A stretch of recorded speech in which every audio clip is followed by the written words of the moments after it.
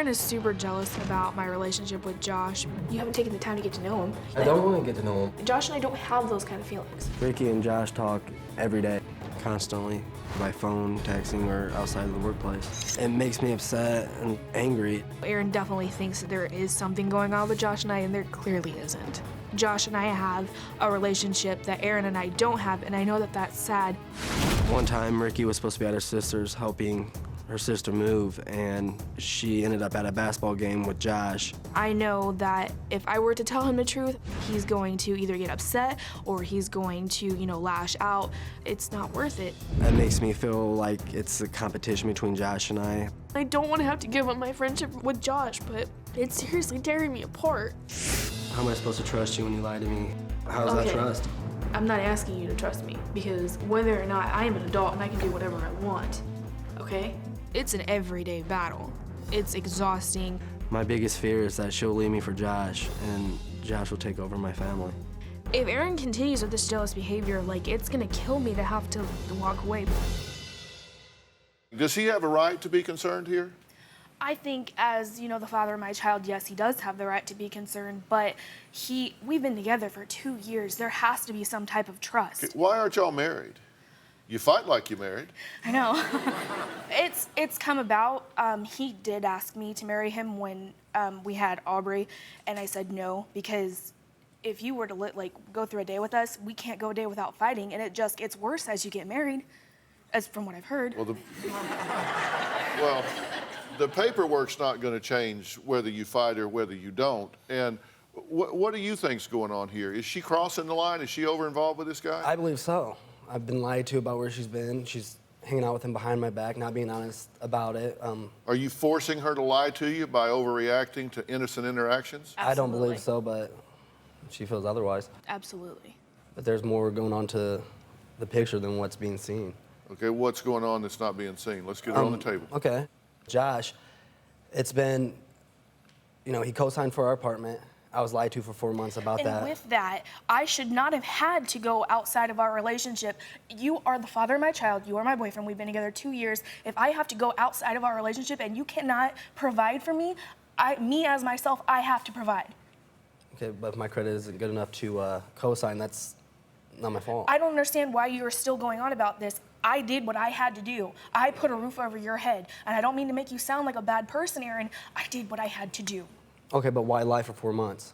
And that's one issue. Because what you're talking about is you've got this relationship with this coworker, right? Josh, correct. Josh. And Josh co-signed for your apartment so you would qualify and be able to get it. You didn't know that. No. So you're living in an apartment that he is on the lease for with your significant other. Yeah. And that bothers you. Yeah, very much so. Why is Josh doing this for you? Because I didn't want to have to go to my parents. I'm one to say 6 months pregnant at the time. I did not want them to think that Aaron could not provide for me. I'm 23 years old. I should not have to depend on my parents. Are you living with the wrong person? Aaron? Yes. No. Should you be living with Josh? No, but it's been brought up. By who? Aaron and I have gotten into some altercations that have escalated. If I were to need a place to stay while I was going to a new place, Josh gave me that option. He has a spare bedroom. You are overpossessive, you are insecure, you are jealous, and you are chasing her away. If you are putting your hands on her in anger, that is wrong. You can't do that. You couldn't make more mistakes if they were assigned to you. You cannot do this. Do you have legitimate reasons to object? No question about it. You absolutely have legitimate reasons to be objecting to what's going on here. But your reaction to it, and in fact your contribution to it, is undeniable. You, somehow or another, you have just suspended common sense. You have just suspended common sense. You're saying, you're in a committed relationship with the father of your child. If you don't want in that relationship, get out, but you don't go play footsie with this guy. You are headed for an affair with him. In my opinion, you're having an emotional affair with him now, okay? To me, intimacy is certainly not limited to sex sexual interaction. To me, intimacy is when you share your innermost realities with another person. You confide in them. They know you to the core of who you are. That is something that is appropriate between a husband and a wife, a man and a woman that are committed and significant others. If you are turning to him to do this instead of him to do this, then the relationship is fractured. You are crossing boundaries in that way. If you cannot do that with him, then you either need to repair this relationship or exit this relationship, but you will not fix it by having a surrogate and a substitute here. I don't know how to fix it. I don't know how to repair it. We'll talk about that in a minute. You're getting where you don't belong. You have said that you have feelings for her. And I'm not saying there's anything wrong with that. I mean, you have feelings for people. I get that. But she is in a relationship here, and you are creating serious conflict in this relationship by being over-involved with her. You're going on dates with her, right? I wouldn't consider them dates, no. Well, then one of us... hanging out as friends, with a group of coworkers, I could understand if her and I had gone off by ourselves, got our own seats, completely alone, that I would consider a date, yes. Okay. But when we were with a group of other friends, all coworkers, all friends, their families, that's not a date. That's great camouflage, but it is what it is. And you didn't have these coworkers over at your house when you had her over I did. there. Yes, we did. Well, okay. Guys, you need some couples counseling, and I will make that available to you. Without that working, or if you don't want to do that, then you either need to commit to this relationship or get out of it. But you don't keep 1 foot here and 1 foot over here, which is what you're doing. That will drive you crazy. I am going crazy. This relationship, in my opinion, is inappropriate. This relationship is inappropriate. Okay. What would you do if you were me? Would you tell me to stop talking to him? Like, what I would do if I were you is I would recognize that this relationship has crossed boundaries. okay. I would recognize that I need to rein this in. I would ask him to respect the boundaries of this relationship and give you an opportunity to work on it. I would not be confiding in him things about your marriage because that's inappropriate. I would not be going to his house with or without coworkers to play video games and beer pong. I would not be lying to him about going to move my sister when in fact I was going to a basketball game with him 1 week and a hockey game with him the next week. Those are dates. I don't care what you want to say. Those are dates. That's inappropriate. I would stop that behavior. I would take the help that I'm offering to arrange for you in your hometown and try to get this resolved. You say hockey game, Dr. Phil? Yes. I was lied to about that, too. You told me Josh was not there. You it left was there a so we could go dinner. last-minute thing. I was totally lied about that one right after the basketball game. Then we Aaron, went if to I dinner tell afterwards. you where I'm going, you will jet out and I will be stuck at home with Aubrey. You need to recognize there is a pattern here. How many examples there are doesn't There's matter. plenty. You need to get some help here. And I love her and I'm willing to do it. Well, then you need to do that, and you need to calm down and work on this, and you need to respect their efforts to do that and give them the space to do it. Okay? Fair enough? Tommy gets so jealous that I just lose all wits to myself. When Andy and I get into arguments, it goes from steady arguing, yelling, screaming, and I just shut him off.